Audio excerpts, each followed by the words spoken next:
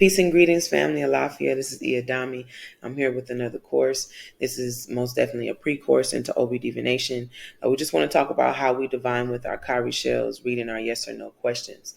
This is a pre-course primarily because not only do we go over just basic fundamentals like what is Obi Divination, where does Obi Divination come from, the types of Obi Divination that we can see throughout different apparatuses and so on and so forth.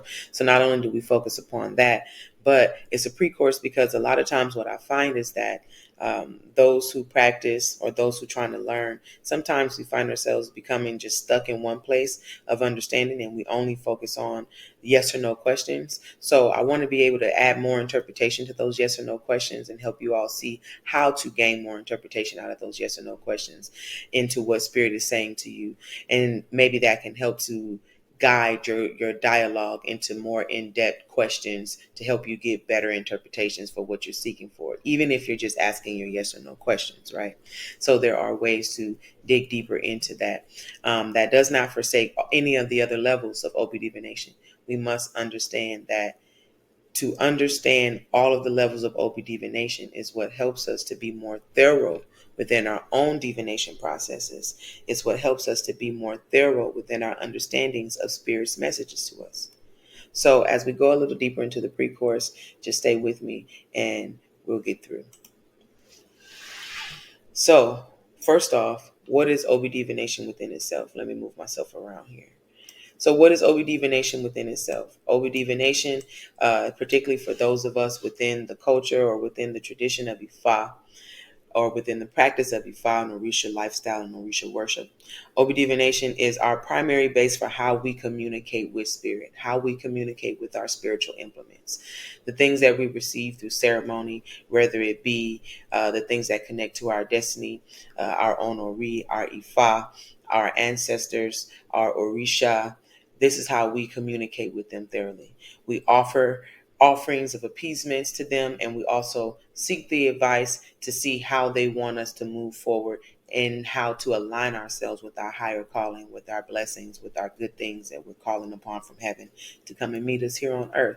So Obi Divination most definitely is the key to cultivating our spiritual practice, as well as our own personal intuition and our ability to read Spirit's messages to us. Okay, that is Obi Divination. So it is a form of divination, which all divination within itself gives us that communication with Spirit. All divination within itself opens up a portal for us to be able to connect and in tune ourselves with the divine. But most importantly, we have to understand that that divine is within us, because as above, so below, as within, so without. Ashe. So, in moving forward, outside of understanding what Obi Divination is and how we're able to interpret the messages that comes forth through the cast of Obi Divination, there are 3 different levels to how we interpret Obi Divination. One, we have the 5 basic positions, which most of us are most familiar with, most of us understand and frequent a lot. And this is why we want to focus more on the 5 positions within this pre-course here, is to help us to understand how to engage into further dialogue with Spirit, just based upon our yes or no questions, which we find and which we're able to derive from out of utilizing the 5 basic positions. And then also to help us just to gain more interpretation and insight to what Spirit is saying to us, right? And understanding that these 5 positions, they represent more than just yes, so, maybe so, right? So to just get a little bit more intel into that. We have the 16 Odu of how we identify the cast with Obi Divination or with the cowrie shells. And then we also have the 9 formations. When we talk about the 16 Odu within the premise of Ifa, within the oracle premise of Ifa, we understand that the 16 oracles or the 16 Odu is what gives us our fundament for all of our divination base. That is Obi Divination, that is Mir de Lagoon, that is Opele Ifa, that is Ikini Ifa, that is all of the different apparatuses for which we use to divine within our culture and within our traditional practice of spirituality. The 16 Odu is our fundament. It gives us all of our oracle base for the whole 256 oracles for which we recite and know, and which we base our belief upon. This is what gives us the fundament, the 16 Odu, right? So, of course, that's very important to even incorporate in our practices of understanding Spirit's messages and interpretations to us, because it is the Odus that gives us the advice of the gods, of the Orisha, of our own divinity and destiny, of our ancestors. It is the Odus that speaks the messages, right?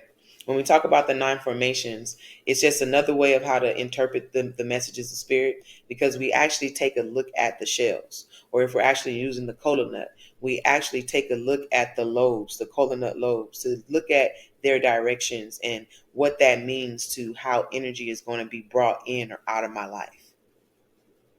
So the three ways of how we interpret Obi divination is very important, right? So again, as we may want to choose and utilize which method works best for us, I need to help us understand that it is not a method which works best for us. For understanding the 5 positions, the 16 Odu, the 9 formations is fundamental to understanding Obi divination within itself. So when we only stick to the 5 positions, right, we lose out on some information that is being presented to us within the cast. However, we're just not interpreting it, right? When we limit ourselves to just the 9 formations or even just the 16 Odu, we limit ourselves to the information that's being revealed to us within the cast, right? And the reason why I said the 16 Odu, as it is fundament, Odus are very vast. So you can know the 16 Odus, or you can know Odu within its order of the 16 order at the same time. That Odu within itself has so many verses within it that if I'm looking at the formations, it helps to reveal some things that I may not or may not know that are already revealed within the Odu, because I haven't studied it, I haven't learned it, it hasn't been brought to my attention, right?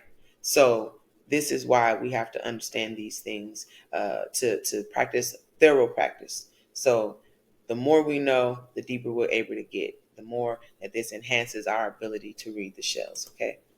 So moving forward, when we talk about the types of Obi divination, so there's several types of different Obi divination. And when I talk about types of Obi divination, I'm primarily talking about the tools that we utilize to divine with, right? So the primary tool that we would use to divine with or to understand Obi divination, of course, is Obi Abata. It is the kola nut, right? So when we utilize the kola nut within the traditional practice, we would make prayers with the kola nut. We would also offer the kola nut to whatever spiritual deity that we're making offerings to at the time, be it our own destiny or be it our Ifa, be it our Orisha, spirit guides, ancestors, so on and so forth. We would make offerings with that. And then we will also make divination to confirm the things that we are giving, that those things are accepted, to confirm any other advice that Spirit wants to give us through the cast. Some people will say, if it was already said in a divination, why confirm with the divination, with more divination, if things have been accepted? One, we confirm solely to further now understand the advice and the direction that Spirit is here to give us as we're going forward and moving beyond the sacrifice within itself. Two, in the instance for which I speak, in some instances, not all the time are we given the advice to go give kola nut to Spirit. Like, let's say, for instance, today is Ifa Day. I wasn't given advice to by any divination to say, go offer my Ifa kola nut. But these are some of the fundamental things that I would offer Ifa. So I just go to my Ifa with kola nut, because Ifa loves kola nut, and it is what I offer to Ifa. So I go and I make my prayers with the kola nut. And as I'm offering it, now I'm having a dialogue with Spirit to say, the things that I'm praying for and the things that I'm offering you, are these things sufficient enough to align me with the things that I'm praying for and with my blessings and with my destiny and so on and so forth? Are the things that I'm praying for in alignment with my purpose, with my destiny, and so on and so forth? I'm asking for Spirit's advice. So this is the primary reason why we seek to divine simultaneously as we make offerings. Okay, so in the upkeep, in the care of our spiritual implements, we offer kola nut, right? So we divine with the kola nut, and we confirm have our offerings and our prayers been accepted, and are we on the right path? Most importantly, we open up a dialogue with spirit. Excuse me. We have to understand that most importantly, we open up a dialogue with spirit. When we talk about Obi Bata or the kola nut, through the kola nut, we're able to see all of the levels of interpreting Obi divination, the 5 positions, the 16 Odu, as well as the 9 formations, right? We're able to utilize that. And the reason why I go into the more and being more specific and more clear about the types of Obi divination is because we have to understand that not all of the apparatuses that we can utilize to divine or to use the practice of divination, of Obi divination within itself, not all of them give us the view of being able to interpret through all of the levels of Obi divination and its interpretation. So first off, the kola nut within itself is the premise to give us the outline, to give us the base, to give us the foundation of how we're able to take the practice of Obi divination and still be able to see it, the understandings and the interpretations of it, through the use of other apparatuses. It is the kola nut that gives us that premise and that base. Okay. And we'll go even further more into some further detail as we go on. Next, we have the chamalangos, right? So we see this within many practices like Santeria, Lukumi, Candomblé, different things of that nature. But this is the divination or Obi divination that we practice in utilizing the coconut shells. Just the coconut shells, the coconut backings, the hard encased shell alone with itself. This only gives us 2 levels of interpreting that we are able to see through this practice, and that's the 5 positions and the 16 Odu, which primarily focuses upon yes or no questions. I can read energy as I understand the energy that different Odus offer. I can read energy as I understand the energy that the different positions offer. But when it comes into going more in depth into understanding even furthermore what this energy is offering, what's coming, what's leaving, so on and so forth, what's in my future, what's in my past, a lot of that interpretation is given to me within the 9 formations, and I'm not able to utilize that technique here within the casting of the chamalangos, right? So primarily yes or no offerings, yes or no questions, things of that nature. Next, we have the Obi Agba, and this is using the coconut within itself, so the meat of the coconut. Primarily when we would actually do this is like, let's say if we're making an offering to Orisha, let's say I need to make an offering to Obatala. Let's say I need to make an offering to my own Ori. I'm offering my Ori coconut. I'm offering Obatala coconut. Or excuse me, I'm offering my Ori coconut. And I'm offering my Obatala coconut. I will use the coconut, pray with the coconut. I will maybe take the water, use it for a head cleansing or something, give it to my Ori, give it to my Obatala, and I would take the meat of the coconut and also offer some as well. But some of them I would break it into 4 pieces, and I would use that as the apparatus to divine with as well. So as an offering as well as a divination tool.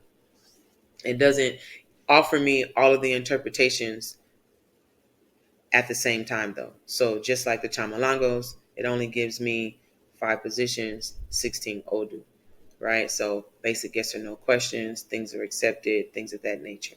More in-depth interpretation comes from other apparatuses that we use. So next we have just the cowries alone, right? So we see some of us who utilize just the cowries alone. We don't have any coconut shell backings, nothing like that. We just have the cowrie shells alone.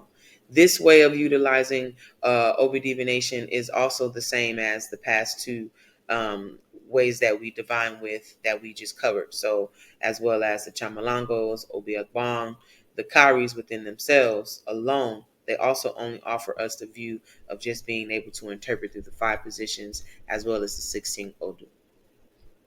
Right. And again, we see these practices more in the branches of Ifa through Santeria, Lukumi, and so on and so forth. So basic yes or no questions, but again, in whatever practice that you focus upon, This is the premise of it all, right? Basic yes or no questions, things of that nature. So next we have the cowrie shells with the actual coconut shell backings, right? So the cowrie shells that are connected to the hard coconut shell. This way of divining gives us the viewpoint of being able to interpret through all of the levels of the Obi divination, 5 basic positions, the 16 Odu, as well as the 9 formations. It actually gives us a direct replica of the kola nut or the Obi Abata within itself. And we'll go further into that, right? But with this form of divining, we're able to mimic exactly what the original form of divining gives us. So it takes us back to our origins, although we're utilizing adaptations, definitely. Now, how are they the same, right? How do they connect? How are they the same? How are the cowrie shells with the coconut shell backings a replica of an actual kola nut? One thing I want to say, they are not the same in the way that we offer kola nut as offerings as well as divine with the kola nut. They are not the same in that way. For if we're going to divine with our cowrie shells that are connected to coconut shell backings, we're just going to use them as a tool of divination.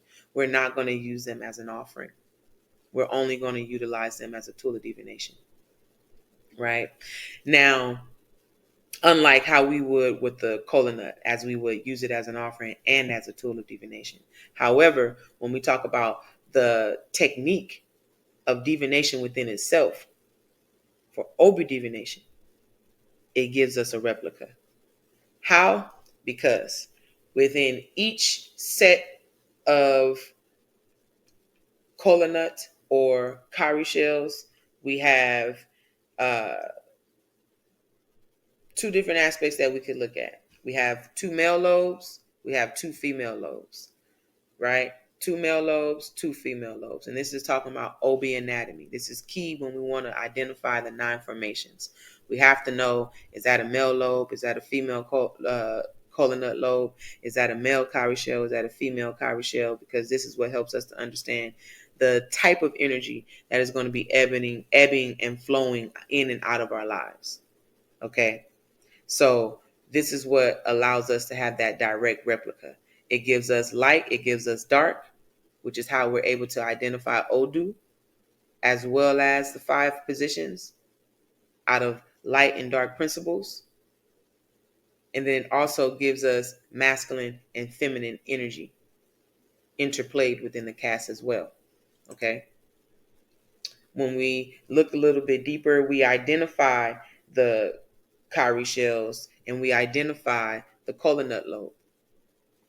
Here we see a female kola nut lobe. What makes this a female kola nut lobe is because we see this split at the end here, which kind of makes a V, right? Nature speaking within itself. And this male kola nut lobe, which has a straight line. These are opened aspects or principles. This will be light. This will be dark or closed. Okay. Over here, when we look at the cowrie shells, we have a male cowrie shell. We have a female cowrie shell.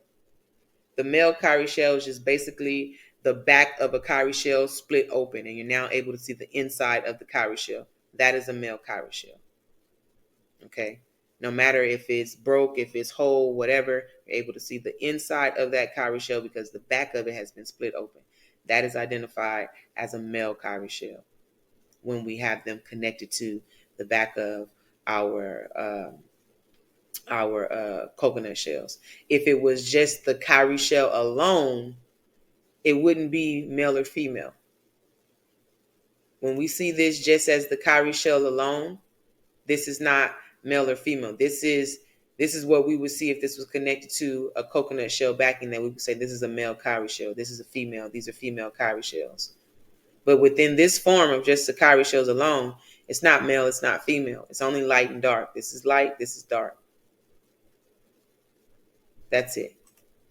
When we move forward, and we talk about identifying the anatomy of our cowrie shells or of our kola nut lobes, this is what helps us to go further into understanding what type of energy is going to be brought our way, or what type of energy is being interplayed out through the cast based upon our questions. So this would be a male, this would be light, this would be dark. This would be a female that represents a light energy, and this would be dark. So this is how it gives us a replica of the kola nut. Okay. So our primary focus, again, when we're talking about as we are learning Obi Divination, is to first start with our practice with the basics, right? We want to start our practice with the basics. We want to build our relationship with our spirit. We want to build our relationship with our spiritual implements. We want to build our relationship with devotion and through divination. We want to make this a process that we're building upon. We don't want to just try to get everything at one time. We want to take this step by step. So of course, we always start with the basics. And a lot of times that's the 5 positions, right? But when we talk about something in the tradition, we have to understand that something that is even furthermore important when we talk about building relationship with spirit. We have to have a regimen set for ourselves of how we devote our time and our energy to our spirit guides, to our spiritual development, and so on and so forth. So devotion within itself is very important, particularly within the tradition of Isheshe, particularly within the tradition of Ifa, particularly within the tradition of Orisha lifestyle, ancestral lifestyle, right? ATS, African traditional spirituality. We have to focus on devotion within itself. That devotion for us as practitioners, it comes in and out of the way of paying attention to our Orisha calendar. So on the days of Ifa, we will make offerings to Ifa. On the days of ancestors, we will make offerings to ancestors. On the day of certain Orishas, we will go to and make offerings to certain Orishas on those specific days, so on and so forth. We follow our calendar. Right? But even for those who are not necessarily within the tradition, but yet they are novice of the tradition, they want to ease their way into understanding the practice of the tradition, then that devotion within itself doesn't necessarily have to be with an Orisha, but it can be with your own divinity, your own higher consciousness, your own destiny, your own purpose. How do I devote myself to that? I sit, I make prayer, I make meditation. What is my offerings? What can my offerings look like if I don't necessarily have shrines or spiritual implements to make offerings to? I can go in nature. I can attune myself with the things of nature. For within the tradition, these spiritual deities represent the things and the aspects of nature. So I can attune myself with nature. I'm learning about the spirit of Oya. I want to know more about the spirit of Oya. I want to connect more with the spirit of Oya. Let me go outside and feel the wind. Let me listen to the whistle of the wind blow and hear the messages. Let me attune myself with my divine being that speaks of change and transformation within my life. I want to make offerings to the Orisha Eshu. I'm learning more about Eshu. I want to tap more into Eshu's energy. Let me tap into my own nervous system and understand my own things that bring me anxiety, worry, and pressure. And really tap into the trigger points of that and ask Eshu and his spirit to confuse my enemies, but not me, but help me to be clear in my thought process. On the day of choice, help me to choose well, right? We have to understand what these deities represent and understand their attributes so that we can be able to further intune ourselves with their energy. And in one way to do that is, again, to devote ourselves to the process of our own spiritual development. Okay, definitely. Right. So the whole thing about devotion is very important. So prayer, offerings, meditation, divination, and in that order. Right. Or something like that. I make offerings. I make my prayers. Right. I make my prayers. I give my offerings because I never come empty handed. I always understand that things work through reciprocity. So as I'm asking for something, I'm also coming and offering something. in appreciation for what has already been done and making way for new things to come in. I meditate now to channel Spirit's messages as I have already communicated what I need from Spirit. Now let me meditate and channel Spirit's message, or let me divine to understand what Spirit is saying to me, and then let me meditate on those messages that came through the divination. This can be for the practitioner. This can be for the one who is not the practitioner of Ifa.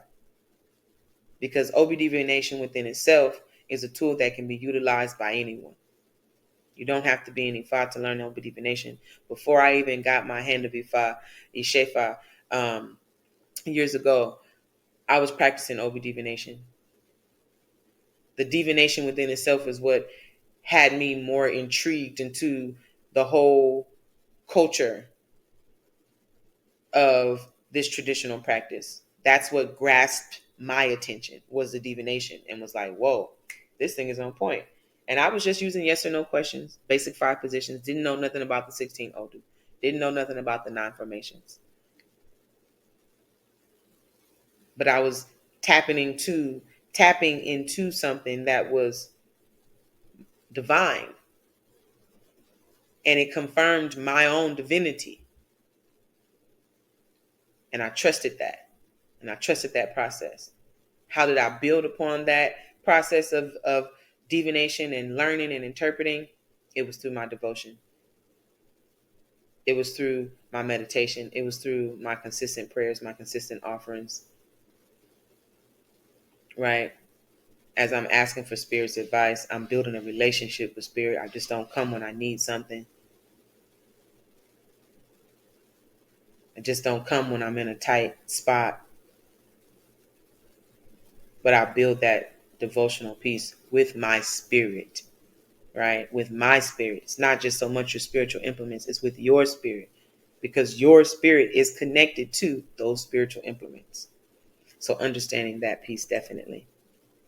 So this devotion, again, we confirm offerings through this devotion. We confirm offerings as we have given them, or we confirm our meditation and the messages as we have received them. We confirm them with the divination, right? And as we grow to understand more about the practices of Obi Divination, we can incorporate the other levels of understanding, right? But starting with the 5 positions, again, it's good to start with that first, and that's basic. And these are yes or no questions that are based upon the premise of not just me coming to my OB or using my tools to say, should I go here, should I go there, but actually just asking spirits things like, did you accept my prayers that I gave you? Are you in support of the prayers that I gave you? Am I in alignment with the support that you are here to give me? Because Spirit may support us, but we may not be supporting ourselves because we're not in alignment with our proper path or our destiny. So again, going deeper into our practice and our understanding of our connection to our spirit guides is important, because it really help us to move beyond the surface level within our own divination. And that's even with just the 5 positions. Help me understand a bit more what you are saying to me, Spirit. Right? Give me a bit more direction, because sometimes our yes or no questions only lead us to more yes or no questions, and more yes or no questions, and more yes or no questions.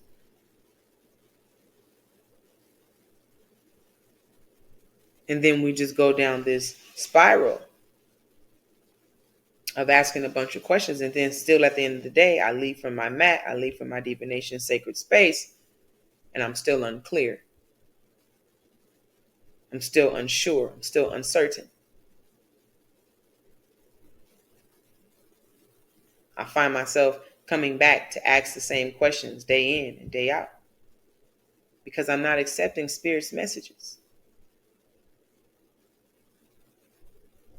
But when I add more of a devotional piece to that, I'm not here just to seek Spirit's alignment with me, but I'm here to seek my alignment with Spirit. There is a difference. When I'm in alignment with spirit, sometimes I put myself and my energy towards necessary things, even though I don't want to, but I know they're necessary. When I'm just seeking spirit to be in alignment with me, then I only come to spirit for what I need spirit for. Other than that, my focus is on my day to day, every day, not my inner self, not my emotional self, not my mental self. Right?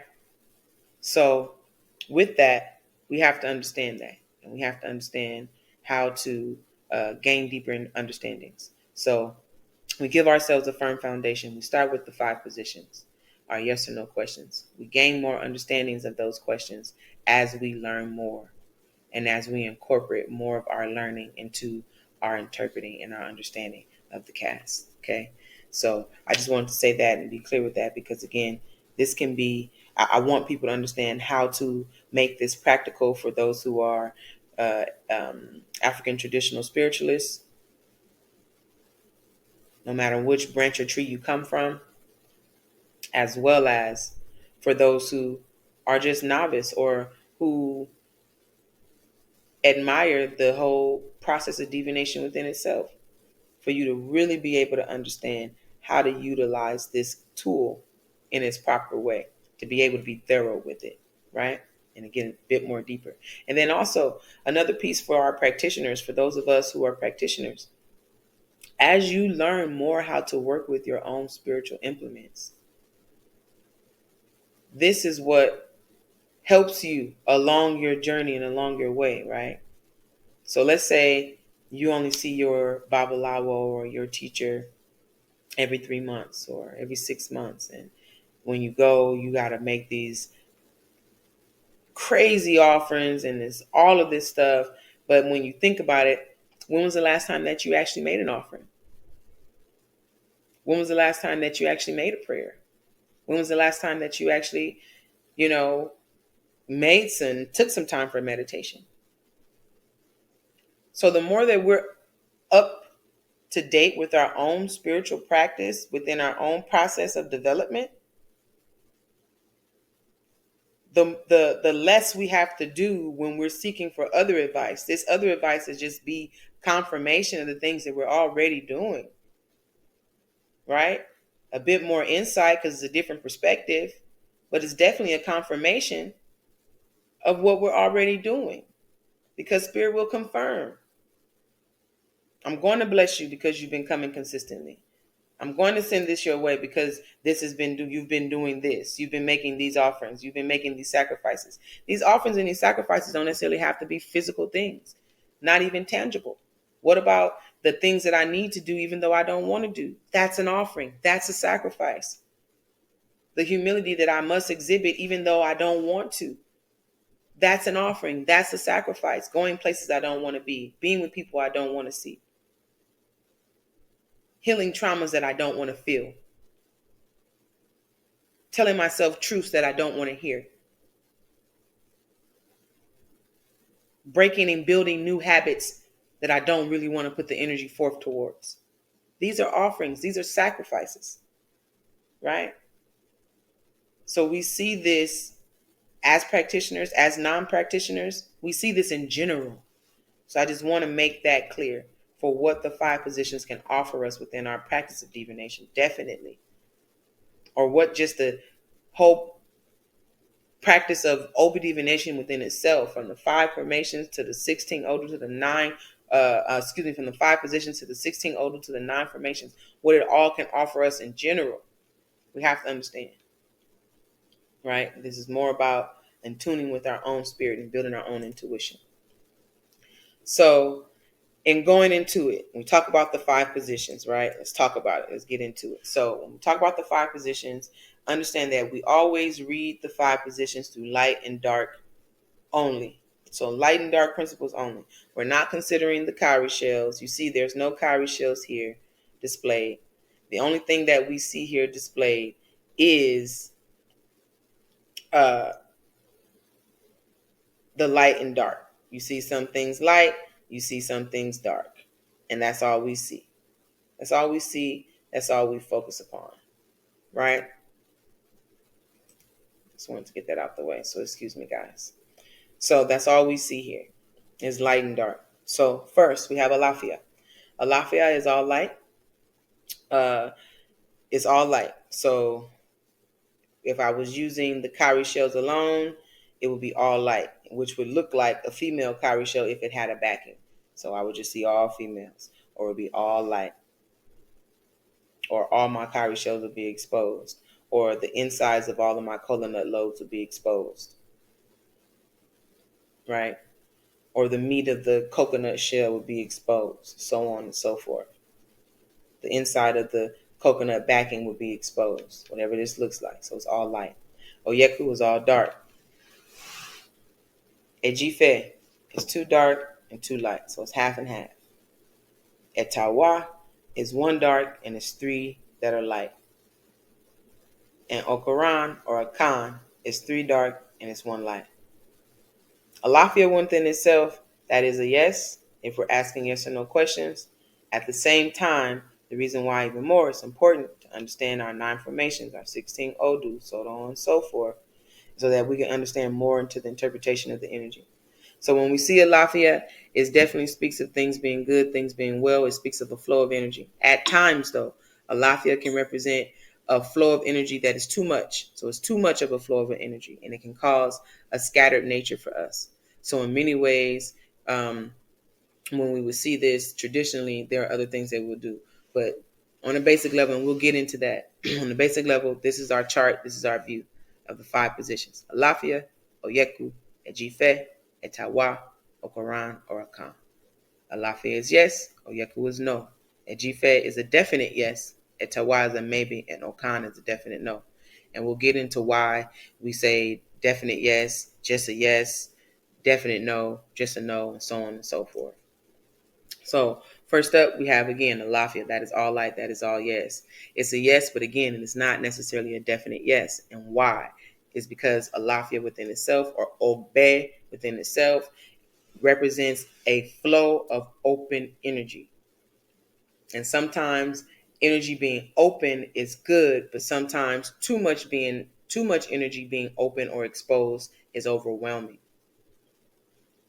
Right? So that can, again, present to us certain scattering factors. So traditionally, when one would see Alafia, one would cast again to confirm the yes. Please confirm this Alafia. Help me understand. Furthermore, or what is the nature of this Alafia? Help me understand. Furthermore, right? Or just again, please confirm this Alafia, yes or no. If you understand other things like the 9 formation and all the other interpretations, then what is the nature of this Alafia? I need to know, because it's going to help you to understand. Is this a scattering energy, or is this something that you need to anchor yourself within, because this is going to be a flow of energy coming your way? This is what this can give to us. So I'm not just looking at my yes. I'm saying, okay, this is a yes, but this is also what's coming my way as well. I need to be mindful that even though things will be flowing, let me not get scattered and caught up in too many things that I'm not actually able to be as productive as I would like to be. I may be busy. I just may not be that productive. I need to confirm. Moving forward, we have Oyeku. So Oyeku, again, it's a no, but it's not a definite no.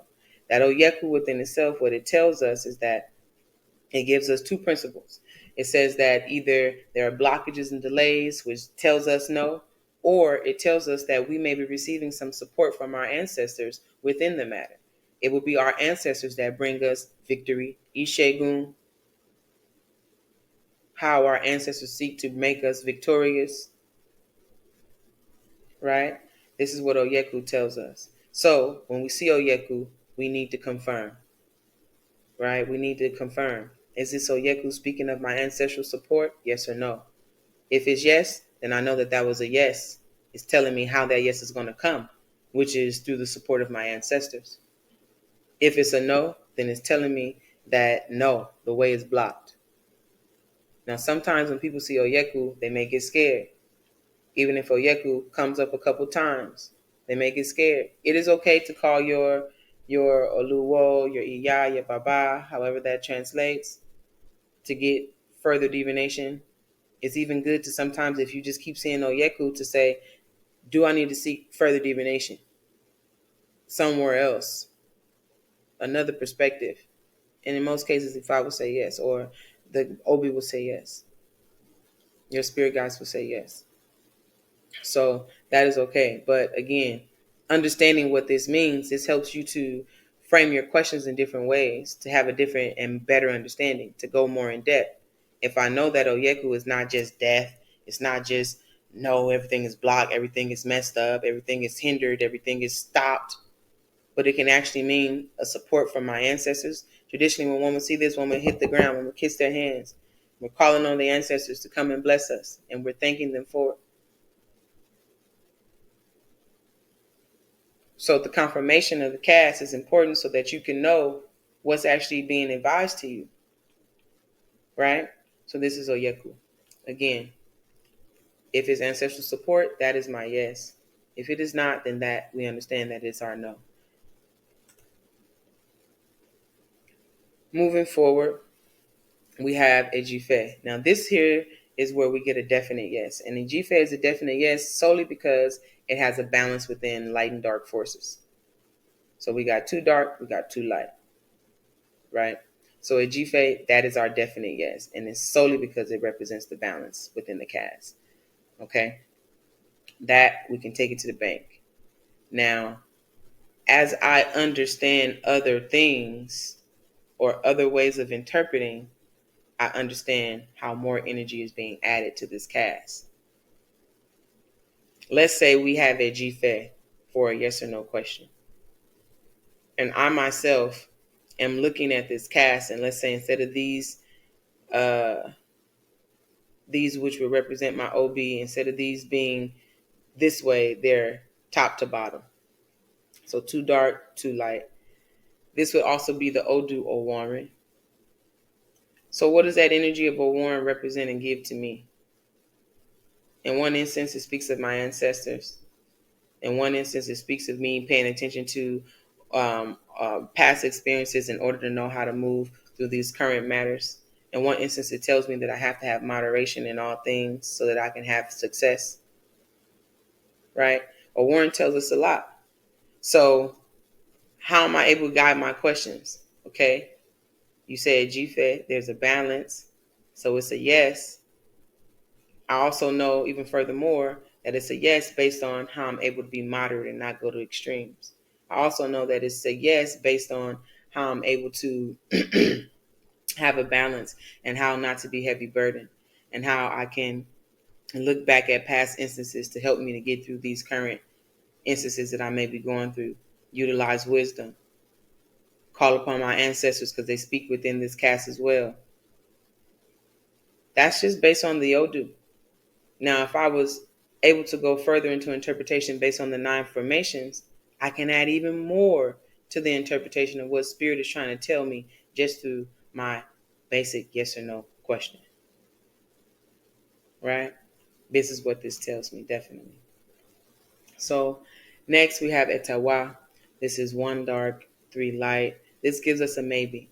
Now, I've seen in some ways that people will say, okay, if I get a maybe, I will cast again, and then I will confirm. If that maybe comes up again, then that gives me yes. In actuality, it's a no. And I've done a video upon this before, understanding why that's a no. It's because within itself, Etawa represents uncertainty. So for my cast to be confirmed with more uncertainty, that is not my yes. That is not my yes. And I'll tell you in the instance for where one would take that yes, or even where that concept may come from. But when it comes to Etawa, that is not. Primarily what Etawa is telling me is not just that we're talking about maybe, but in a lot of ways we're talking about character. One needs to think about the character that one exhibits themselves. This can be character in the way you behave. It can also be character for the things that you lack, right? Because it also speaks of a lacking. One would do this, right? I want to pull in my blessings. I want to pull in my array. I want to pull them in. Wow, come to me. I want to pull it in, right? I want to pull in my structure. I want to pull in my strategy. I want to pull in my resources. But then I also want to pull in my good character. right? I want to pull in the alignment of my destiny. And this within itself is what will bring certainty to uncertain matters, right? So it definitely encourages a deeper dialogue with spirit. It definitely helps us to say, okay, and that deeper dialogue can look like, Spirit, are you talking about my character within this? Yes or no? Spirit, are you talking about third party intrigues that could be causing distractions to this matter? Yes or no?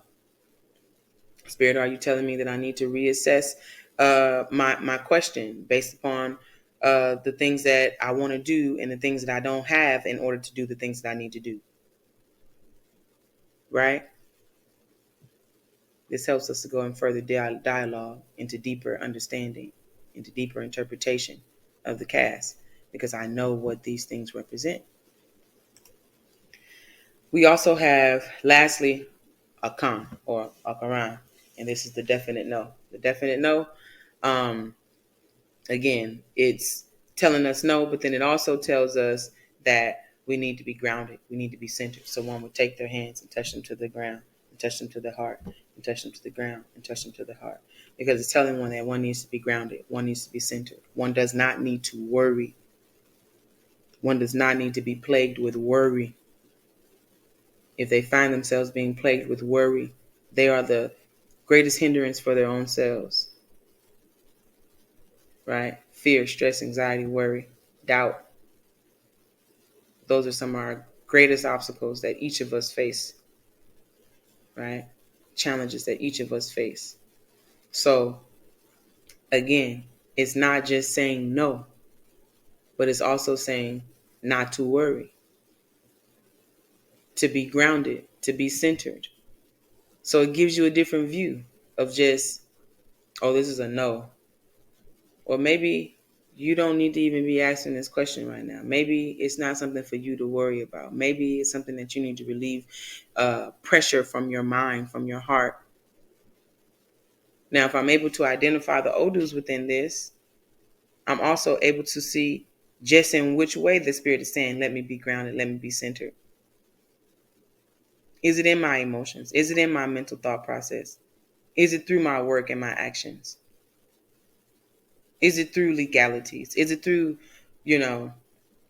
overthinking? Is it through negative speaking?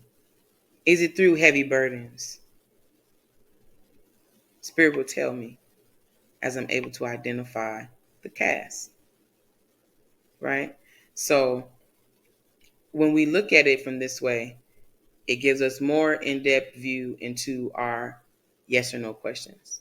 And then it also helps us to see how one can frame their dialogue with their own spiritual elements or implements, as well as how one can frame their dialogue with their own divinity, with their own higher consciousness, and with their own self, right? And that's very important. It's a very key tip. So when we talk about adding more to the cast, we want to take the messages that we get from spirit with the 5 positions, and we want to add to those interpretations or to the cast of the divination by identifying the 16 Odu and by identifying the 9 formations, right? Now we have, of course, the other course that goes further and more in depth into that. So not to go real deep into that interpretation, but just to, again, emphasize on the fact that we can take bits and pieces of how we want to seek to divine with Obi Divination. That still doesn't take away from the information that's being given through the cast, though. So just because you don't know how to read it, don't mean that it's not being spoken. And this is why we must be thorough. I see too many people who say, I only ask yes or no questions. But they ask big yes or no questions, like big life-changing stuff. And they don't go deep into the cast. They don't seek to be thorough through their interpretation. Right? And that's how we hinder our growth process. That's how we add more doubt, how we add more fear to our processes of learning and growing and developing. Is because if something happens and it ain't the way that I thought I saw it red, then this must not be right. No, it's right. We just didn't read it correctly, right? Because if I look further into those interpretations, what looked like a yes could have actually been telling me a whole storyline into that yes of what was going to happen within that yes. A conflict, a confrontation, a setback, a blockage. This is why, for myself as a teacher, I focus primarily on not just asking questions, but on reading energy. How to read energy. How to be thorough in my interpretations of reading my energy. Right? So, along your processes, always remember, be patient with yourself as you work your way through your processes. Don't rush your process. Don't rush your process. Fully embody the understanding before you decide to want to divine for other people. Fully embody the understanding before you decide to give up on divining for yourself. Fully embody the understanding. And most importantly, another piece of why I focus upon the devotional aspect is because that's what builds my spirit.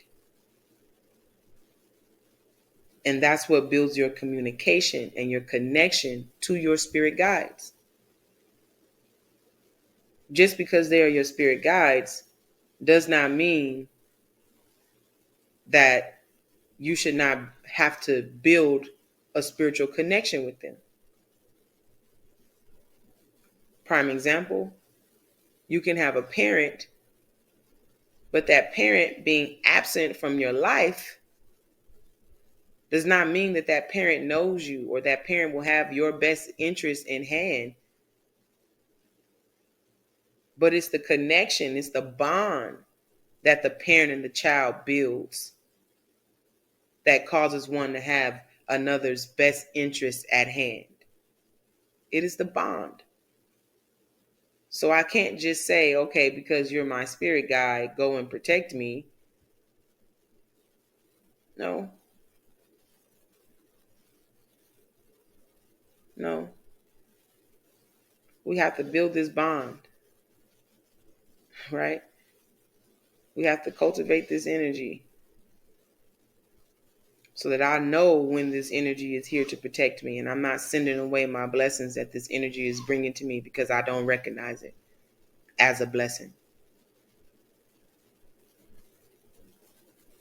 I'm working against myself along my processes because I'm contradicting or I'm contrary to the work that Spirit wants to do in my life. Right? So be patient with your processes of learning over divination. Be patient with your processes of developing your own spiritual bond with your implements, with your guides, with your ancestors, and so on and so forth. Be patient with your processes, definitely.